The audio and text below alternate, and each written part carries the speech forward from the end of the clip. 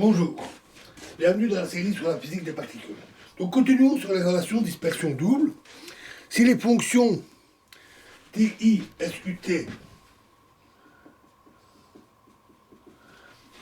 ne tendent pas vers 0 lorsque les deux variables complexes indépendantes tendent vers l'infini, il faut alors faire appel à des relations de dispersion double avec soustraction, comme nous en avions déjà vu, qui se présente alors de la façon suivante.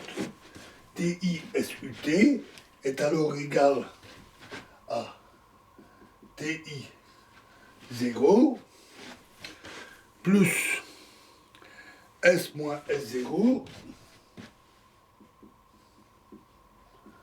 fois T moins T0 divisé par pi carré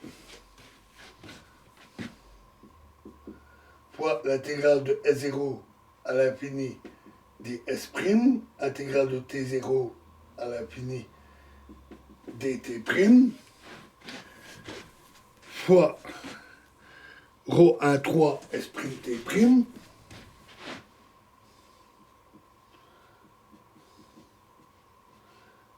divisé par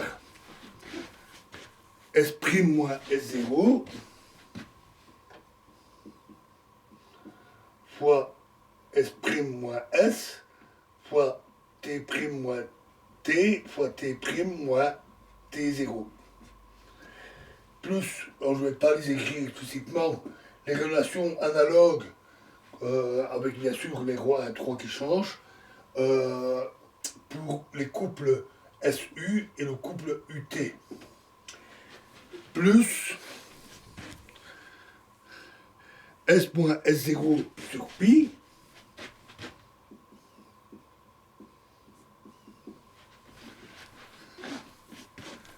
fois l'intégrale de S0 à l'infini ds'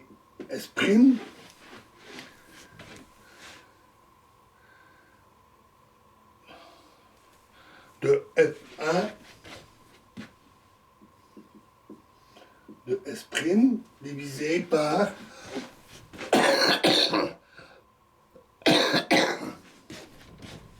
S' moins S, S' moins S0.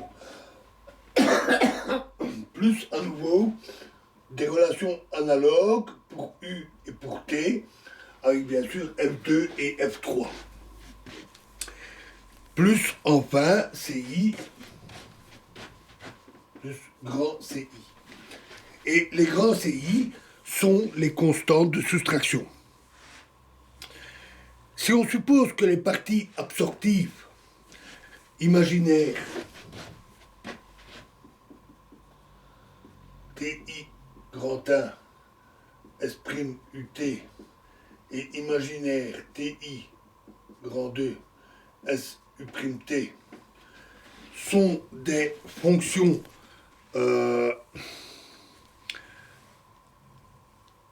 analytiques en la variable T, les relations de dispersion doubles peuvent être également obtenues à partir des relations à une dimension. Alors voyons ça.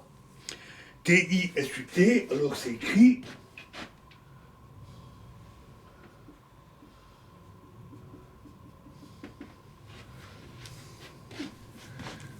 TI0 plus 1 sur pi intégrale de S0 à l'infini de la partie imaginaire TI1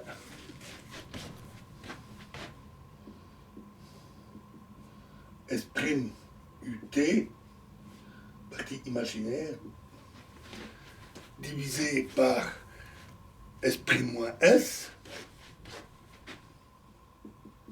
ds', plus 1 sur pi, intégrale de U0 à l'infini, partie imaginaire de TI 2 S U'T sur U' moins U du'.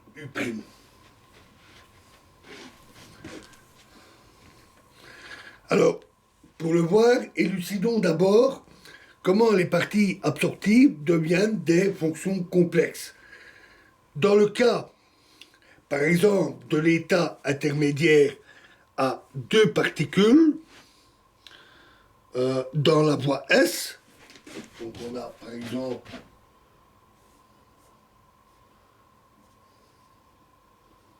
N1, N2,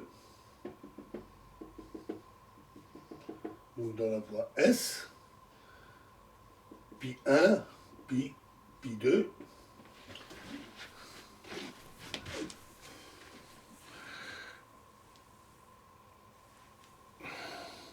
Alors, dans la voie T, il n'y a pas d'état intermédiaire si T est inférieur à 0. Et ces états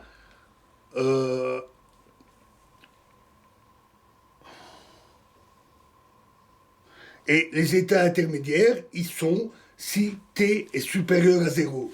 Dans ce cas-là, on va avoir un truc comme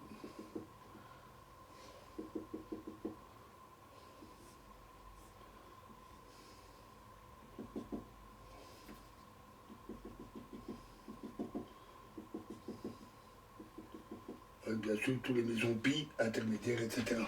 Avec la voie S et la voie T.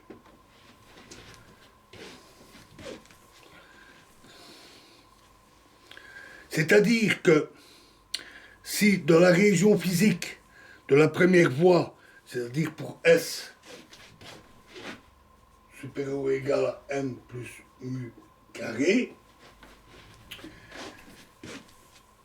et t est alors inférieur à 0, il n'y a pas d'état intermédiaire dans la voie t, et la partie absorptive imaginaire, partie imaginaire de ti SUT est une fonction réelle de t. Dans la région non physique de la voie S, c'est-à-dire S inférieur à m plus mu au carré, et alors t est positif, apparaissent alors des états intermédiaires suivant la voie t. Et la partie absorptive devient complexe. Complexe sur la variable t. On peut dire qu'une partie imaginaire apparaît à la partie imaginaire, avec la variation de la variable t. C'est pourquoi dans le cas général, pour imaginaire, la partie imaginaire de T1 SUT, on peut écrire les relations de dispersion par rapport à T, puisque nous avons avancé que cette partie imaginaire était une fonction analytique.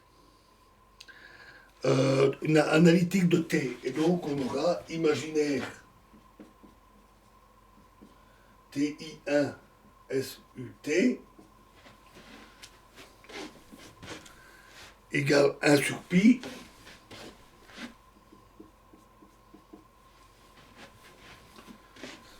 intégrale de T0 à l'infini de rho 1,3 T'(S) sur T' moins T dt' plus 1 sur pi intégrale de U0 à l'infini de rho 1,2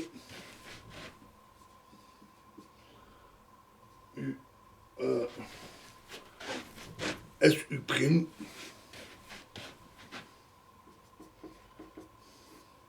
U' moins U du'. Voilà, nous terminerons la manière dont on retrouve les relations de dispersion double dans la prochaine vidéo, et nous parlerons également de la situation inverse, c'est-à-dire comment à partir des relations de dispersion double, comment est-ce qu'on peut retrouver les relations de dispersion à une dimension. Je vous remercie.